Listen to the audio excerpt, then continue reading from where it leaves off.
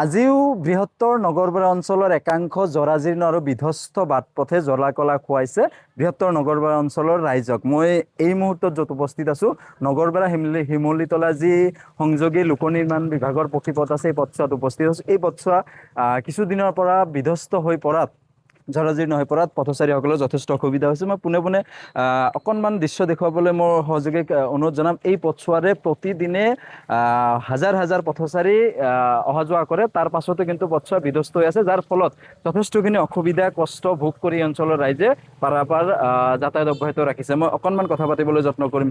ক'ত গৈছিল আপুনি? মই মাটিয়াত গৈছিলোঁ। মাৰ্কেট? মাটিয়া মাটিয়া গৈছিলে? প্ৰতিদিনে এই পথছোৱাৰে অহা যোৱা কৰে?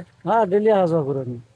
কেনেকুৱা এই বিধ্বস্ত ৰাস্তাটো আমাৰ ৰাস্তা বিৰাট বেয়া ৰাস্তা, একবাৰে বিৰাট বেয়া ৰাস্তা, বিৰাট অসুবিধা। মই নহয়, একদম চব মানুহৰ ৰাইজৰ বিৰাট অসুবিধা। কি ক'ব, নতুন চৰকাৰ আহিছে, এতিয়া ৰাস্তাটো মই অলপ ৰিপেয়াৰিং কৰি দিলোঁ, তথাপি ভাল হ'ল হয়। তাৰমানে এনেকুৱা ৰাস্তা বেয়া হৈ আছে, তাৰমানে গাড়ী তাৰমানে ডেইলি এনেকুৱা পাতি বদলাব লগা হৈছে। 60জনৰ মানুহ হ'লে তাৰমানে আমাৰ পাতি দিগদাৰ হৈছে, তাৰমানে পাতি ভাঙি যায় নাইবা খুলি যায়, ৰাস্তা এনেকুৱা বেয়া হৈ আছে। ঠিক আছে, যথেষ্ট অসুবিধা হৈছে। মই আৰু এগৰাকী পথচাৰী আছে, বাইদেউৰ কাষত আহিবলৈ যত্ন কৰিম।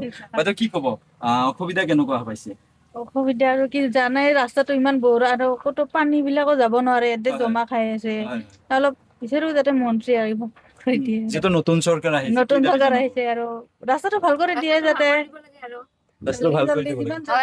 হেমন্ত মামাই ৰাস্তাটো ভাল কৰি দিব লাগে। ইয়াতে স্কুল বাছ আহে, তাৰপিছত বহুত গাড়ী মটৰ যাই থাকে, সেইটোৰ কাৰণে ধৰ ৰাস্তাটো সুবিধা হলে ভাল হয় আৰু ধৰ আমাৰো ভাল হয়। সেইটো ছাত্ৰ ছাত্ৰীসকলৰ অসুবিধা হয়, বিশেষকে সেইটো হয় অসুবিধা হয়। ঠিক আছে, ধন্যবাদ জনাইছো। এয়া আছিলে স্থানীয় ৰাইজৰ ভাষ্য। মই শুনিলে আপোনালোকে, এই পথছোৱাৰে প্ৰতিদিনে এনেদৰে এই অঞ্চলৰ পথচাৰী, স্থানীয় ৰাইজৰ লগতে পথচাৰীসকল অহা যোৱা কৰে।